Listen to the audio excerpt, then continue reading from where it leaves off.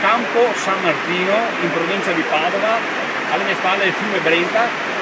Sono venuto qui, ho incontrato i comitati, i cittadini e il sindaco, perché dietro alle mie spalle, in questa posizione,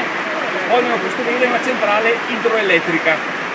Siamo a ridosso di un sito di importanza comunitaria, l'ambiente è un ambiente spettacolare, io ai residenti l'ho definito come una piccola cartolina, sarebbe veramente un peccato trasformare questo piccolo paradiso in una colata di cemento, di asfalto, di cavi elettrici per produrre energia elettrica con un impatto ambientale altissimo. Meglio il fotovoltaico, ci sono tra l'altro in ballo spese milionarie da parte dei fondi pubblici, quindi da parte dei cittadini, e quindi sono venuto qua a sostenere questa battaglia dei cittadini affinché venga tutelato l'ambiente, la salute dei cittadini, non vengano buttati via i denari pubblici e si eviti di fare questa inutile centrale idroelettrica, perché sicuramente è meglio il fotovoltaico, è meglio produrre energia sui tetti delle case che andare a distruggere un ambiente come questo.